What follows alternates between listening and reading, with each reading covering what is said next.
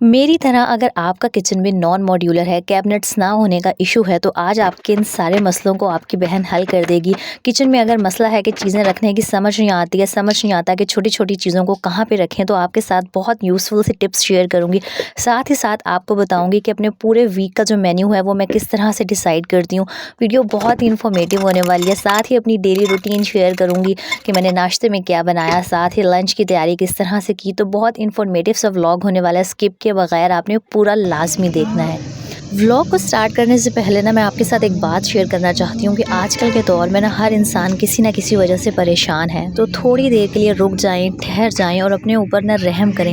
हम जो इंसान है ना, वो अपने मुस्तकबिल की फ़िक्र में अपने जो आज की खुशियाँ हैं ना, उनको भी ख़राब कर लेते हैं।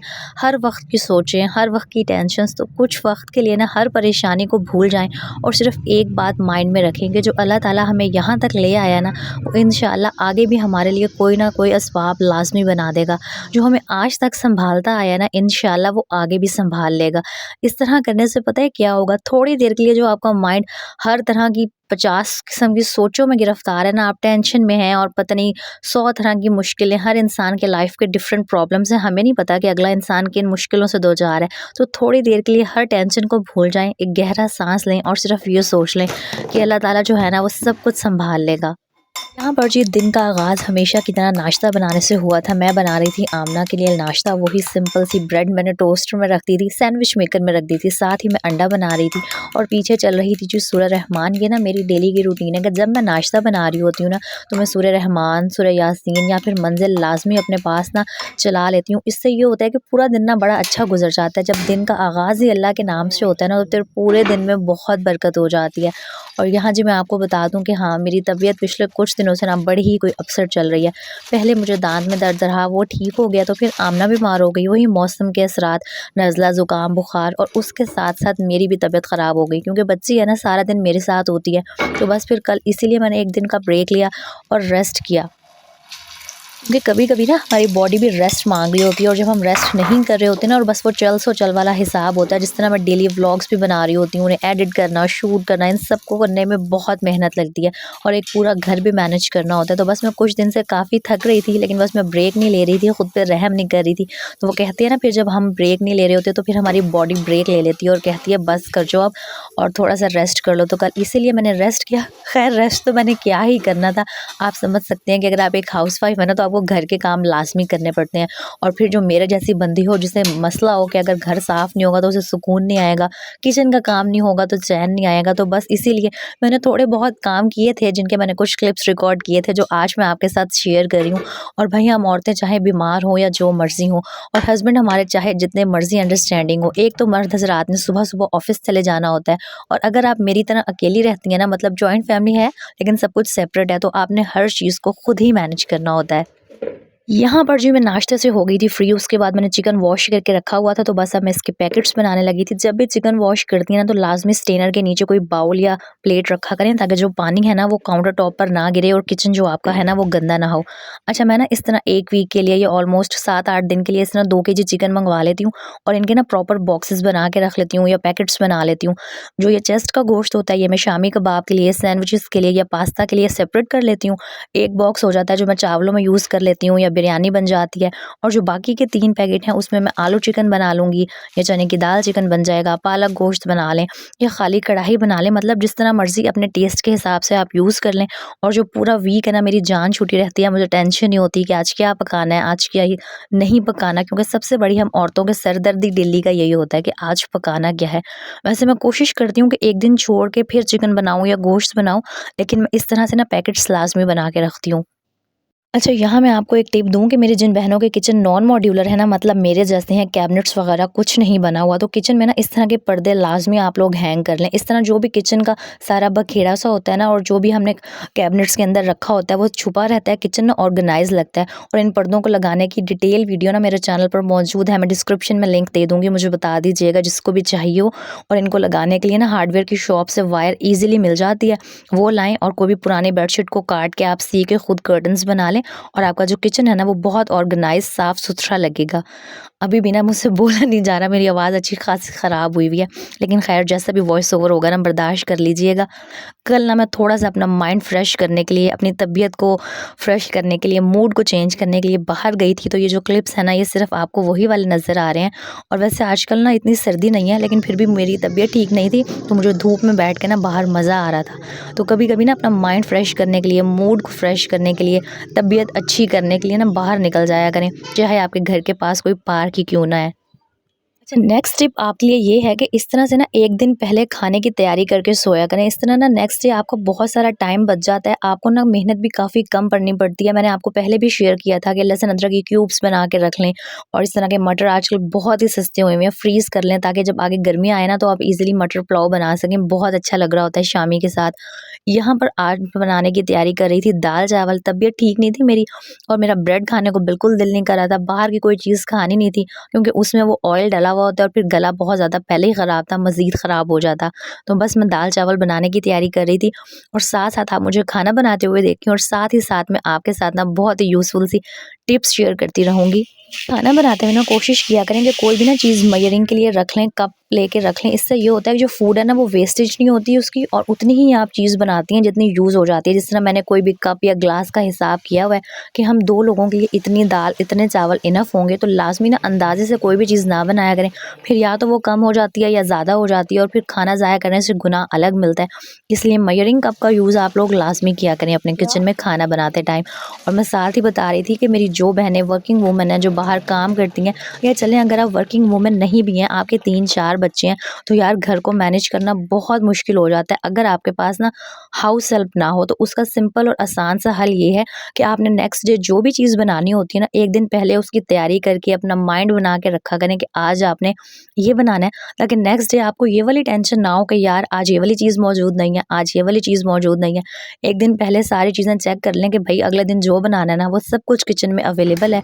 और वही बात, इस तरह क्यूब्स बना के फ्रीज़ कर लेंगी ना, तो आपका कुकिंग टाइम काफ़ी कम हो जाएगा, और जो खाना आधे घंटे में बनना था ना वो 15 मिनट में ईज़िली बन जाएगा। अगर आपका किचन मेरी तरह छोटा है ना, मतलब मेरा जो शेल्फ है, काउंटर टॉप है, वो भी कोई इतना बड़ा नहीं है, तो कोशिश किया करें कि जैसे-जैसे काम कर रही है ना, चीज़ों को साथ के साथ क्लीन करती रहा करें। इस तरह ये होता है कि जिन भी बहनों के किचन छोटे हैं, उनमें बहुत ज़्यादा खिलारा जमा हो जाता है, और फिर समझ नहीं आती है कि इंसान काम कहाँ पे करे, बर्तन कहाँ पे धोए, खाना कहाँ पे बनाए। तो कोशिश किया करें कि जिन कामों को करने में आपको 1 मिनट लगना है ना, यानी कि अगर चूल्हे पे कुछ गिर गया, तो साथ के साथ साफ़ कर लें। जैसे आपके जो स्पाइसेस जा रहे हैं उनको साथ के साथ साफ़ करते रहें, बर्तन साथ के साथ वॉश करें। तो अगर आपके किचन छोटा है ना, आप रेंट के घर में रह रही हैं, आपके रेंट के घरों के जो किचन है ना वो मोस्टली छोटे ही होते हैं, तो वहाँ पर ना हर चीज़ को मैनेज करना बहुत मसला हो जाता है। तो अगर साथ-साथ किचन की सफाई करती रहेंगी ना, तो ज़्यादा खिलारा इकट्ठा नहीं होगा, और आप सुकून से ना टेंशन फ्री होके, स्ट्रेस फ्री होके ईज़िली अपना काम कर सकेंगी। अच्छा, जब तक दाल कुकर में बन रही थी और आलू बॉयल हो रहे थे ना, मैं टाइम बचाने के लिए और गैस बचाने के लिए एक ही वक्त में दोनों काम कर रही थी। मैं आपको दिखाती हूँ यार, ये जो आजकल 100 रुपीज़ शॉप बन गई है ना, यहाँ से बहुत अच्छी क्वालिटी की किचन आइटम्स मिल जाते हैं। किचन की चीज़ें बहुत अच्छी होती हैं। अगर आपके एरिया में भी है ना, तो लाजमी विज़िट कीजिएगा। और ये जो आजकल हुक्स आए हुए हैं ना, ये लाजमी अपने घर में लेकर आ जाएँ। 100 रुपीज़ के 3 भी आते हैं, 5 भी आते हैं। इनके ऊपर आप अपने किचन की ना बहुत सारी चीज़ें हैंग कर सकते हैं। अगर आपके किचन में जो है ना स्पेस कम है, जैसे ना मेरे पास ना ही ड्रॉर्स हैं, ना ही कैबिनेट्स हैं, तो मुझे किचन की चीज़ों को ऑर्गेनाइज़ करने में और स्पेस को मैनेज करने में ना बहुत मसला हो रहा होता है। इसीलिए जब भी मेरा अ, मार्केट जाना होता है ना, तो मैं लाज़मी ये जो 100 रुपीज़ शॉप्स हैं ना, इनका विज़िट कर लेती हूँ। बहुत अच्छी चीज़ें मिल जाती हैं, और कुछ तो बहुत अच्छी क्वालिटी की भी होती हैं। मतलब लग ही नहीं रहा होता कि ये हमने 100 रुपए की चीज़ खरीदी है। तो मैं लास्ट टाइम गई थी ना, तो मैं ये हुक्स लेके आई थी। बाकी आप वीडियो में देख ही सकते हैं कि किचन की दुनिया जहान की चीज़ें ना यहाँ से आपको बहुत ईज़िली मिल जाएँगी। अच्छा, इस तरह की शॉप्स पे जाने का फ़ायदा ये होता है कि पैसे भी काफ़ी सारे बच जाते हैं, काफ़ी ना रीज़नेबल प्राइस में बहुत अच्छी चीज़ें मिल जाती हैं इस तरह की शॉप से, और लाज़मी नहीं है कि जो चीज़ आप महँगी खरीदेंगे, जिन पे ज़्यादा पैसे लगाएँगे, वही पायादार और अच्छी होंगी। अक्सर कम पैसों में भी ना हम औरतें समझदारी से अच्छा सामान खरीद सकती हैं। तो बस मैं लास्ट टाइम गई थी ना, तो मैं ये हुक्स लेके आई थी, क्योंकि मुझे किचन में ना अक्सर मसला हो रहा होता है कि वो जो सफाई वाले कपड़े हैं ना यार, उनको कहाँ हैंग करूँ, समझ ही नहीं आ रहा होता। तो बस मैं उसके लिए ये लेके आ गई थी। पहले भी मैं ये काफ़ी सारे लेके आई हुई हूँ, लेकिन वो बस टाइम टाइम के साथ-साथ ना कुछ गिर गए, कुछ आमना ने घुमा दिए, कुछ टूट गए, कुछ ना कुछ हो गया। तो आप ना इस तरह अपने फ्रिज का ये जो साइड एरिया है वो बहुत अच्छे से यूटिलाइज़ कर सकेंगी।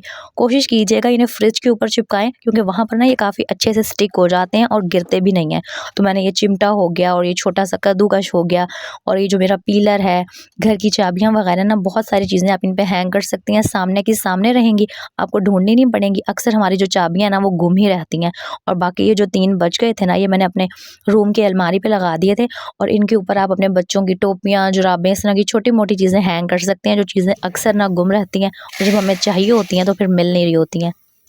तो बस ये कुछ टिप्स थी जो मैंने सोचा कि मैं आपके साथ शेयर कर दूँ। Now back to the routine. यहाँ पर दाल ऑलमोस्ट बनने वाली थी, मैं तड़का लगाने की तैयारी कर रही थी। अच्छा, आप लोग मुझे बताइएगा कि आप लोगों के घरों में से किसी में ये दाल चावल के साथ आलू का भरता बनता है? मुझे ना दाल चावल अच्छे नहीं लगते जब तक मैं साथ में ना आलू का भरता ना बनाऊँ, और बहुत ही ईज़ी सी रेसिपी होती है। सिंपल, आपने वो जो साबुत गोल मिर्चें होती हैं ना, उन्हें हल्का सा फ्राई करना होता है घी में या ऑयल में।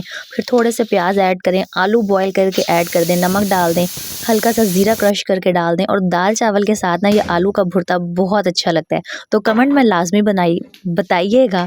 उफ़! मेरे गले में कोई शदीद दर्द हो रहा है, लेकिन ख़ैर मुझे कमेंट में बताइएगा कि दाल चावल के साथ आप लोगों के घरों में क्या खाया जाता है? अच्छा, कुछ दिनों से ना मेरी वीडियोस पर मुझे इतने सारे कमेंट्स आ रहे होते हैं। एक तो ये जो मैंने किचन में शीट्स लगाई हुई है, इस हवाले से मुझसे बहुत सारे सवाल हो रहे होते हैं, और दूसरा मुझे ये कमेंट आता है कि आप ही हमारा किचन छोटा है, हमारे पास कैबिनेट्स नहीं है, नॉन मॉड्यूलर किचन है, तो हम क्या करें? तो मैं इतनी दफ़ा कमेंट में बता चुकी हूँ, मैं सबको ही जवाब दे रही होती हूँ। आपको पता है कि ये शीट्स मैंने 6-7 महीने पहले लगाई थी। ये जो पीछे आपको ब्लैक नज़र आ रही है वो भी, और ये जो वो शेल्फ़ पे लगी हुई है वो भी। बात सिर्फ ये है कि आपने इन शीट्स की एहतियात करनी है। बाकी ये हीट प्रूफ है, ये जलती नहीं है चूल्हे की हीट से, और जिस चीज़ का आप जितना ख्याल रखेंगे ना वो उतने ही लंबे अरसे के लिए चलेगी। मैं सिर्फ ये एहतियात करती हूँ कि कोई भी गर्म देगची या गर्म बर्तन ना शेल्फ़ के ऊपर नहीं रखती, वरना ये जो शीट्स है ना जल जाएंगी। मतलब इतनी कोई पायदार नहीं है, लेकिन हाँ, किसी चीज़ का ख्याल रखेंगे ना तो फिर वो काफ़ी लंबा अरसा निकाल जाती है। ये आपकी केयर पे डिपेंड करता है। और यहाँ मैं आपके साथ एक और टिप शेयर करती हूँ बड़े मज़े की, कि अक्सर हम चावल जब छान रहे होते हैं ना या उनका पानी निकाल रहे होते हैं, तो इस तरह 2 माचिस की तीलियाँ ना अपने ढक्कन में फंसा लिया करें, तो बहुत ईज़िली पानी स्ट्रेन हो जाएगा और जो चावल है ना वो भी नहीं गिरेंगे। क्योंकि अक्सर मुझे पता है कि हम लोग ना अवॉइड ही कर रहे होते हैं कि कोई छन्नी रखें। हम अक्सर औरतें ऐसे ही करती हैं कि साइड से साफ़ी से देगची को पकड़ती हैं और पानी निकालने लग जाती हैं। तो अगर इस तरह आप 2 तीलियाँ फंसा लेंगे ना तो बहुत ईज़िली अपना जो सारा चावलों का पानी है ना वो स्ट्रेन कर सकेंगे। इसके अलावा अगर आप अपने किचन को साफ़ सुथरा ऑर्गेनाइज़ करना चाहती हैं ना, स्पेशली अपने नॉन मॉड्यूलर किचन को, तो कोशिश किया करें कि उसकी सफाई का बहुत ख्याल रखें। क्योंकि अगर आपका किचन बड़ा हो और वहाँ पर कैबिनेट्स हो ना, तो आपका जो किचन का बहुत सारा सामान है वो कैबिनेट्स में छुप जाता है और किचन आपका नीट क्लीन ही लग रहा होता है। लेकिन नॉन मॉड्यूलर किचन का मसला यही होता है कि हमें आधे से ज़्यादा सामान तो शेल्फ़ पे रखना पड़ता है। तो इस तरह के ना आप ये जो डबल रैक्स मिलते हैं, पता नहीं यार इनका माइंड में मेरे नाम नहीं आ रहा, ये वाले रैक्स ले आएँ। इनके ऊपर भी ना आप अपने बहुत सारे मसालों के डब्बे और बहुत सारी छोटी-छोटी चीज़ें हैं ना वो रख सकते हैं, और आपके जो किचन की स्पेस है ना वो भी कम से कम लगेगी और किचन ऑर्गेनाइज़ भी लगेगा। ये भी मैंने डॉलर शॉप से 250 का लिया था, तो बड़ा यूज़फुल है ये ऑर्गेनाइज़र। इस तरह के ऑर्गेनाइज़र से भी ना आपका किचन काफ़ी ऑर्गेनाइज़ और साफ़-सुथरा लगता है। इसमें आप अपने बहुत सारी चीज़ें रख सकते हैं, मतलब जो भी आपका दिल करे। और मैं तो इसके ऊपर अपनी ऑयल की बॉटल रखती हूँ और या तो 1-2 मसाले रख लेती हूँ जो मैं बहुत ज़्यादा यूज़ कर रही होती हूँ। इस तरह मसाले सामने के सामने भी रहते हैं और ना मुझे ढूँढने भी नहीं पड़ते हैं। नेक्स्ट यूज़फुल टिप ये है कि हमारे अक्सर घरों में ना ये फ्लावर पॉट्स होते हैं जो आपको मेरे किचन में शेल्फ्स पे अक्सर नज़र आ रहे होते हैं, पिंक, पर्पल, ग्रीन कलर वाले। तो ये किचन में पड़े होते हैं, गंदे हो जाते हैं। अगर आपने कहीं पे भी इन्हें रखा हुआ है तो टाइम के साथ मिट्टी से ये गंदे हो जाते हैं। आपने इनको साफ़ करने के लिए एक बाउल में नीम गर्म पानी लेना है, डिश वॉश लिक्विड ऐड करना है और इन्हें 10-15 मिनट के लिए ना भीगने के लिए छोड़ देना है। इससे ये होगा कि इनके ऊपर जो भी डस्ट होगी, ऑयल होगा, वो सारा नरम हो जाएगा और ये जो है ना आपके पॉट्स ईजिली क्लीन और साफ़ सुथरे हो जाएंगे। और फिर आप कोई भी पुराना टूथब्रश ले लें, अच्छी तरह से ना ये जो इनके फूल पत्तियाँ वगैरह हैं इनको रगड़ के साफ़ कर लें और आपके ये जो फ्लावर पॉट्स हैं ना वो ईज़िली जो है बिल्कुल साफ़-सुथरे हो जाएँगे और ऐसा लगेगा कि आप न्यू लेके आए हैं। और यहाँ पे ना आपको जो मैं सफाइयाँ करती हुई नज़र आ रही हूँ, आज भी मेरी तबीयत अच्छी खासी ख़राब थी, लेकिन मसला बस वही है ना कि अगर घर साफ़ ना हो और स्पेशली अगर मेरा किचन साफ़ ना हो ना, तो बस मुझसे वहाँ पे काम नहीं किया जा रहा होता। तो इसीलिए मैंने घर की तो बाकी इतनी सफाई वगैरह नहीं की थी, लेकिन किचन क्लीन कर लिया था। क्योंकि ये चूल्हा और ये किचन की शेल्फ, मेरा किचन छोटा-सा है, तो फिर अगर छोटा किचन भी साफ़ ना हो ना, तो फिर मुझे काम करने का मज़ा नहीं आ रहा होता है। हाँ, लास्ट टिप मैं आपको देती चलूँ कि अगर आपका किचन भी छोटा है ना या आप रेंट के घर में रह रहे हैं, तो कोशिश करें कि वहाँ पे ना सामान कम से कम रखें क्योंकि जहाँ पर क सामान जितना कम होगा ना स्पेशली किचन में, उतना आप उसकी जो क्लीनिंग है ना वो बहुत ईज़िली कर सकेंगे। मैंने अक्सर किचन देखे हैं जहाँ पर इतना सारा सामान होता है, रखने की जगह नहीं होती, तो फिर वो जगह जो है ना, चाहे आप जितनी मर्ज़ी साफ़ कर लें, वो हमेशा मेसी ही लगती है, ऑर्गनाइज़ लगती ही नहीं है। इसलिए कोशिश करें कि जब भी किचन का नया सामान लेके आएँ ना, तो साथ के साथ जो पुरानी चीज़ें हैं वो किसी ज़रूरतमंद को दे दिया करें, अगर वो यूज़ करने के काबिल है, वरना साथ के साथ उन्हें फेंक दिया करें। ज़्यादा ना ये जो कचरा इकट्ठा करना है, ये भी घरों को बहुत ही गंदा कर देता है। तो बस यही थी कुछ टिप्स जो मैंने सोचा आपके साथ शेयर कर दूँ इस खराब गले के साथ। उम्मीद है आपको पसंद आई होंगी। अपना बहुत सारा ख़्याल रखिएगा, मुझे दुआओं में याद रखिएगा। चैनल पर न्यू है तो सब्सक्राइब कीजिएगा। नेक्स्ट व्लॉग में मिलेंगे। अल्लाह हाफ़िज़।